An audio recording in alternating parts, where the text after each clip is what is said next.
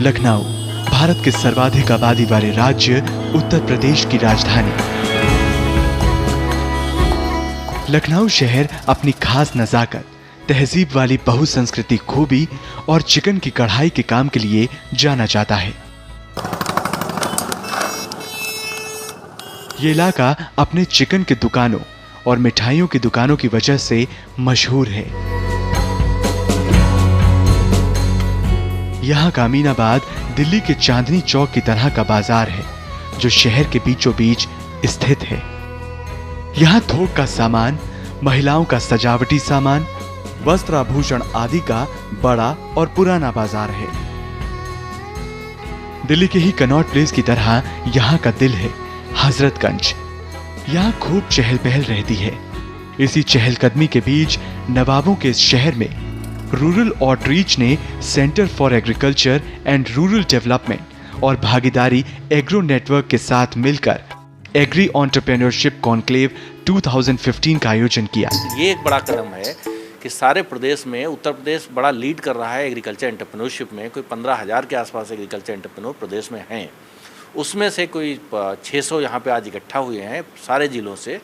तो इनको कैसे मजबूत किया जाए, कैसे इनको फॉरवर्ड एंड बैकवर्ड इंटीग्रेट किया जाए, इसका मतलब इंडस्ट्री के साथ जोड़ा जाए, मार्केट्स के साथ जोड़ा जाए, गवर्नमेंट की स्कीम के साथ जोड़ा जाए और आपस की लर्निंग से कैसे अपना एंटरप्राइज या मॉडल बेटर कर सकते हैं। तो मॉडल्स की एक इंटरपर्सनल आपस में एक दूसरे से समझ के सीखने की और उससे बेहतरी करने का एक बड़ा ये इनिशिएटिव है। तो मुझे लगता है कि इस कार्यक्रम से एक एंटरप्रेन्योरशिप को प्रदेश में कृषि के क्षेत्र में बढ़ावा देने का एक बड़ा कदम मानता हूँ, जिसमें 1000 से भी ज्यादा छोटे बड़े उद्यमी सम्मिलित हुए और कार्यक्रम में मौजूद पैनलिस्ट, एग्री प्रोफेशनल्स, बैंक अधिकारी और बैंकर्स के समक्ष अपनी समस्याएं रखी। 2 लाख का मकान हमारा जो हायर किया गया, उसके बावजूद भी हमसे लिक्विड सिक्योरिटी के नाम पर हमसे 5 लाख की अवधि ली गई, जो ये कहा गया कि आपका सब्सिडी आपको मिल जाएगी।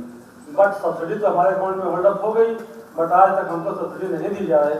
हमारे जो लिक्विड सिक्योरिटी के नाम पर एफडी ली गई वो आज तक हमको नहीं दी जा रही है। डॉक्यूमेंट्स की प्रॉब्लम ये है एक्चुअली बैंक की जो या कस्टमर की जो मेन प्रॉब्लम होती है कि ब्रांच मैनेजर को लोन करने में थोड़ा सा दिक्कत इसलिए ज़्यादा होती है क्योंकि अपने यहाँ जो फार्मर्स हैं पूरा यूपी में वो गन्ने की पेमेंट की वजह से थोड़ा सा एनपीके उन लोगों का ज़्यादा बढ़ चुका है।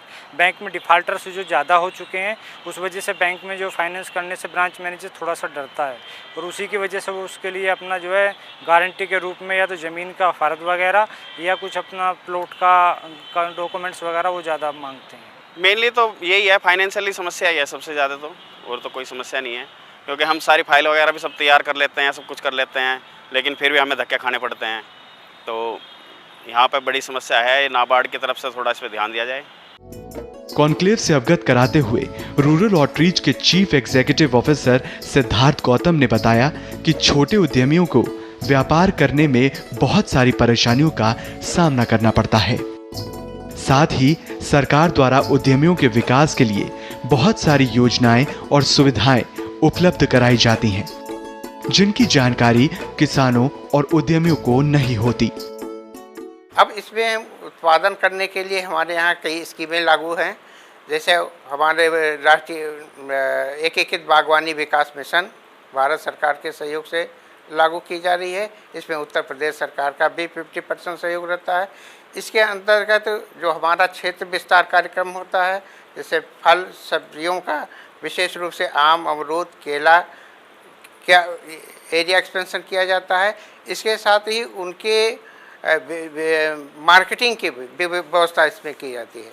तो मार्केटिंग के लिए हम लोग जो है एंटरप्रेन्योर कोड को डेवलप करते हैं कि वो अब आगे आएँ और उनको हमसे सहायता लें, टेक्नोलॉजी लें और वो आगे बढ़ें। ऐसे में इस कॉन्क्लेव का उद्देश्य है कि उद्यमियों को जानकारी के साथ साथ उनका मार्गदर्शन भी किया जाए। अगर ऐसा होता है तो देश में एग्रीकल्चर में भी उद्यमियों की संख्या बढ़ेगी।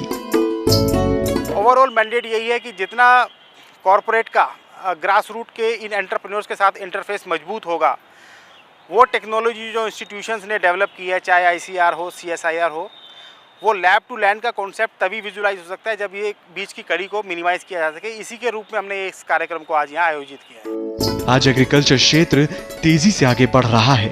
भारत ही नहीं, पश्चिमी और यूरोपियन देशों के व्यापारियों की नजर भी भारत के एग्रीकल्चर क्षेत्र पर बनी हुई है। ऐसे में इस क्षेत्र में विकास के कई आयाम हैं और भारत सरकार भी इसे और आगे ले जाने के लिए हर संभव प्रयास कर रही है।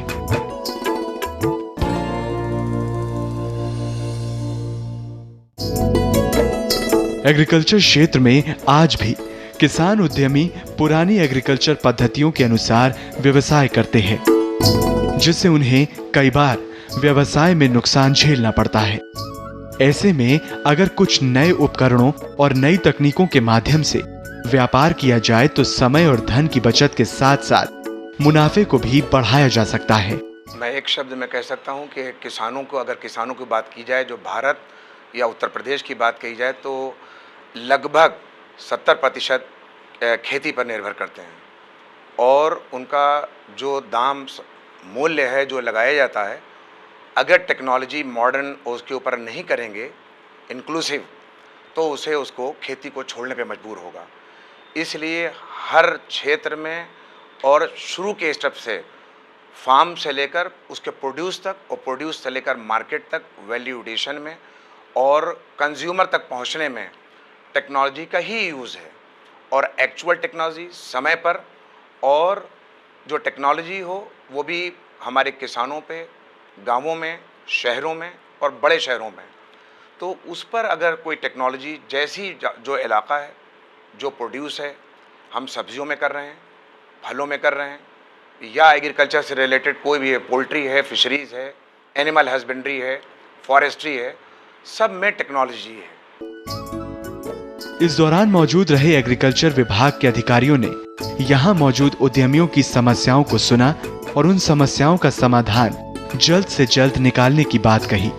साथ ही उन्होंने ये भी बताया कि सरकार बुंदेलखंड में तिल प्रोसेसिंग प्लांट शुरू करने की योजना बना रही है। मानसून इस बार थोड़ा कमजोर होगा और खास करके बुंदेलखंड में पिछली खरीफ में भी फसल अच्छी नहीं हुई, रबी में ओलावृष्टि और अतिवृष्टि से फसल खराब हो गई थी, तो वहाँ के लोग बड़े चिंतित थे। तो प्रदेश सरकार ने उसमें वहाँ तिल की खेती को बढ़ावा देने का निर्णय लिया। आप में से हो सकता है कुछ लोग बुंदेलखंड से भी आए हों और आप बता पाएंगे कि तिल वहाँ इस बार ज़्यादा लगा है कि नहीं लगा है। इस बार जो लोग मेरे परिचित हैं बुंदेलखंड के, वो कह रहे हैं कि आप कानपुर से बढ़िए, कालपी से लेकर झांसी चले जाइए, पूरे रास्ते आपको तिल ही तिल दिखाई पड़ेगा। तो सरकार ने उसमें ये किया कि बीज जो है उस पर 20 रुपये किलो की सब्सिडी थी, उसको बढ़ा के राज्य सरकार ने 20 रुपये से बढ़ा के उसको 100 रुपये किलो कर दिया। और नतीजा ये है कि अभी जो हमारे पास आंकड़े आ रहे हैं, तो हमें ऐसा जो बताया जा रहा है, जानकारी मिल रही है, लगभग बुंदेलखंड में इस बार 1 लाख हेक्टेयर में अतिरिक्त आच्छादन हुआ है तिल का, जो कि अपने आप में बहुत बड़ी चीज़ है। और हम लोग अब इस प्रयास में लगे हुए हैं कि बुंदेलखंड में कोई तिल प्रोसेसिंग का प्लांट लगे। और आप सबके सब एंटरप्रेन्योर हैं, इसलिए आपके सामने भी ये बात रख रहा हूँ कि अगर जो बुंदेलखंड में कोई तिल को प्रोसेस करने का प्लांट लगाना चाहता हो तो उसका हम स्वागत करेंगे। जो भी उसकी सहायता करनी होगी उसकी हम सहायता करेंगे।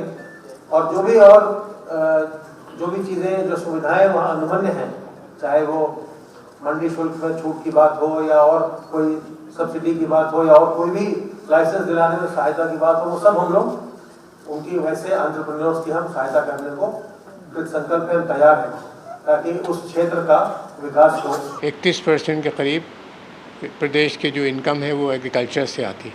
इसके बावजूद इसके प्रोसेसिंग की और मार्केटिंग की व्यवस्था बहुत कमज़ोर है। प्रोसेसिंग न होने के सबब 30% से ज़्यादा उत्पाद बर्बाद हो जाती है। मार्केटिंग न होने की वजह से कीमतें ठीक से नहीं मिलती। आज जो कॉन्फ्रेंस बुलाई गई, कॉन्क्लेव का इंतज़ाम किया गया है, उसके पीछे बुनियादी मकसद ये है कि ग्रामीण क्षेत्रों में रहने वाले एग्रीकल्चर के ग्रेजुएट्स को इसके लिए तैयार किया जाए कि वो एग्री बिजनेस और एग्री प्रोसेसिंग की जो कमज़ोर लिंक है यूपी में, उसको मजबूत करने के लिए एंटरप्रेन्योर की हैसियत से मैदान में आने की कोशिश करें। उसके लिए जो टेक्निकल जानकारी है, जो फाइनेंशियल जानकारी है, एडमिनिस्ट्रेटिव अरेंजमेंट है, उस सब के बारे में आज बात की जाएगी। अधिकारियों ने उद्यमियों से कहा कि यदि एग्रीकल्चर क्षेत्र से जुड़ा कोई भी सुझाव उनके पास है तो वो विभाग से साझा कर सकते हैं। आपको अगर कोई फीडबैक आपके पास हो, अगर आपको लगता हो कि कृषि के क्षेत्र में सुधार के लिए कुछ ऐसी जरूरी चीजें जो नहीं हो पा रही हैं, तो आप मुझे पत्र लिखिए। आप मुझे पत्र लिख सकते हैं। आप प्रमुख सचिव कृषि को सचिवालय में पत्र लिखिए। अगर आपके सुझाव बहुत अच्छे होंगे, हम उनको जरूर अमल में लाएंगे और कृषि के क्षेत्र में सुधार के लिए जो भी कार्य हो सकता है उसके लिए हम लोग और हमारे विभाग के मुखिया माननीय मुख्यमंत्री जी प्रतिबद्ध है, कटिबद्ध है। इसके साथ ही उद्यमियों को अन्य योजनाओं से भी रूबरू कराया गया, जिनका लाभ वो अपने व्यवसाय को आगे बढ़ाने में उठा सकते हैं।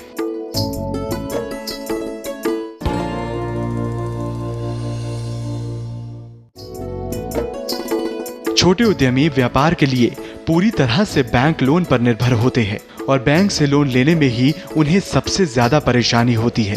साथ ही लोन पर मिलने वाली सब्सिडी को लेकर भी उद्यमी काफी परेशानियों का सामना करते हैं। कॉन्क्लेव में मौजूद बैंक अधिकारियों ने उद्यमियों को बताया कि किन कारणों से उनका लोन पास नहीं होता और कैसे वो लोन पर मिलने वाली सब्सिडी प्राप्त कर सकते हैं। वर्किंग कैपिटल और फिक्स्ड एसेट आपके प्रोजेक्ट के कंपोनेंट है। फिक्स्ड एसेट जिसमें आप एसेट क्रिएट कर रहे हो, वर्किंग कैपिटल जो आपको अपने रोजमर्रा के उसमें देना है, ये अलग चीजें हैं जो आपके प्रोजेक्ट जो आपके कार्य से संबंधित है। लोन के दो प्रकार होते हैं, सीसी और टर्म लोन। ठीक है, सीसी आप जो है साल भर 2 साल की लिमिट होती है, जब भी निकालिए जब भी जमा करिए, और टर्म लोन होता है कि आपकी उसकी मंथली की किस्त बनती है। वर्किंग कैपिटल और फिक्स्ड एसेट की जो अमाउंट है, जो आपका 85 और 1 साल 15 का जो बनाते हैं, उसको टोटल करके आपको टर्म लोन लेना है, कैश क्रेडिट नहीं लेना है। दोनों वर्किंग कैपिटल और फिक्स्ड एसेट को मिला के आपको टर्म लोन लेना है। साथ ही शिक्षा से जुड़े सवालों पर भी कॉन्क्लेव में चर्चा की गई।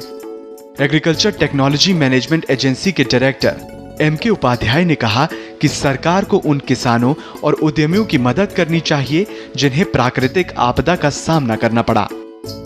कॉन्क्लेव में उपस्थित किसानों ने अपनी समस्याएं प्रश्न उत्तर काल के दौरान अधिकारियों के सामने रखी। तो ये सबसे पहली समस्या है, जो भी अधिकारी जाए और दुकानदारों से क्या व्यवहार करते हैं उससे इससे कोई मतलब नहीं, लेकिन अगर हमारे अंदर कमियां हैं तो सबसे पहले बैठ करके वो बताएं। मुझे स्टेट बैंक ऑफ इंडिया कर्जदार बैंक से 5 लाख का लोन दिया गया। अब उन्होंने agriculture term loan composite loan दिया मुझे, वो ऐसा बोलते हैं, तो उस पर वहाँ से सब्सिडी के नाबार्ड को भेजा गया। नाबार्ड ने हमको 1,10,000 सब्सिडी भेजा है, बाकी अभी सब्सिडी 55,000 रुपये नहीं भेजा है। कॉन्क्लेव में मौजूद सभी अधिकारियों ने कहा कि इस तरह की संगोष्ठियों का आयोजन होते रहना चाहिए। अभी हाल में जो हमारी योजनाएं ये जैसे मैंने बताया कि भारत सरकार द्वारा बंद कर दी गई हैं, तो उत्तर प्रदेश सरकार द्वारा वर्ष 15-16 से मुख्यमंत्री खाद्य प्रसंस्करण मिशन योजना के अंतर्गत इसको लिया गया है और माननीय मुख्यमंत्री जी ने अपने बजट में इसके टोकन मनी के रूप में 5 करोड़ रुपया धनराशि समावेशित कर दिया है।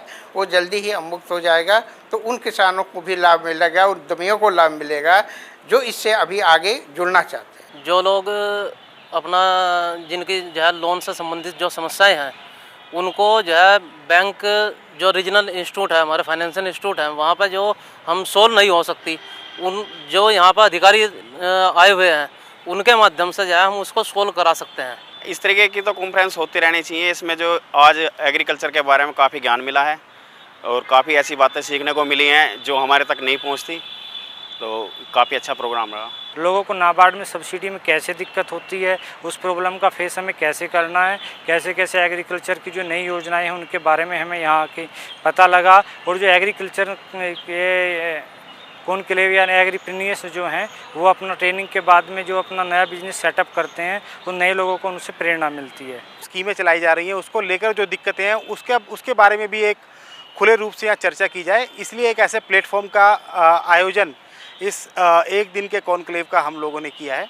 इसमें कार्ड भागीदारी नेटवर्क के थ्रू ये यंग एंटरप्रेन्योर्स को बुलाया गया है दूसरी तरफ रूरल आउटरीच ने ऐसे कॉरपोरेट्स और ग्रामीण उत्पादों की कंपनियां जिनका फोकस है अपने प्रोडक्ट्स को रूरल कंज्यूमर्स तक लेकर जाने का, हमने उनको इनवाइट किया है। जैसे एक एग्जांपल मैं देना चाहूँगा, जेसीबी का जो एक मशीन आप सभी लोग जानते हैं, उनका एक स्कीम है सुनहरा कल।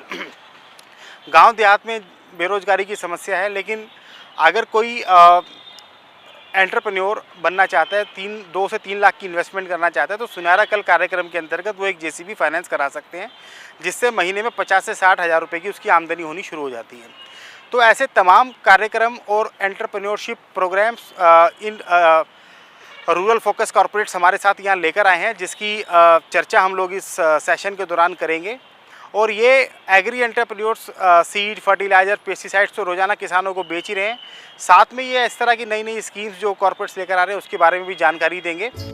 खेती के विकास और विस्तार के लिए भी संगोष्ठी में चर्चा की गई। एक वेयरहाउसों की चेन ऑल ओवर इंडिया हम लोग फैला रहे हैं, और चेन फैलाने के साथ साथ वहाँ हम खाली भंडारण की सुविधाएं और परिरक्षण ही नहीं करा रहे, बल्कि किसानों को जगह जगह मीटिंग करके उन्हें प्रशिक्षण देते हुए ये हम उन्हें बताते हैं कि किस तरह से वो अपनी उपज को सुरक्षित रख सकते हैं, उन्होंने क्या क्या सावधानियां रखनी चाहिए, और कैसे वो जो पैदा कर रहे हैं उसको सुरक्षित उपयोग होने तक उचित तरह से भंडारित करते हुए उसको काम में लिया जाए। और ये प्रक्रिया जब उपज पैदा होती है खेत में, वहीं से शुरू हो जाती है कि वो किस तरह से कीट रहित रूप में भंडारित करें, उनको पैकेज करें, उनको कीट रहित बोरों में भरें और फिर वेयरहाउस तक लाकर और उन्हें सुरक्षित रखें, क्योंकि सारी उपज को एक साथ प्रयोग में नहीं लाया जा सकता। उपज होने के बाद उसको भंडारित किया जाता है और फेज्ड मैनर में फिर अगली फसल आने तक उसका उपयोग किया जाता है। ये 1 दिवसीय कॉन्क्लेव एग्रीकल्चर से जुड़े उद्यमियों के लिए एक अच्छा प्लेटफॉर्म साबित हुआ, जिसमें उनके व्यवसाय से लेकर लोन और अन्य बुनियादी समस्याओं पर चर्चा की गई।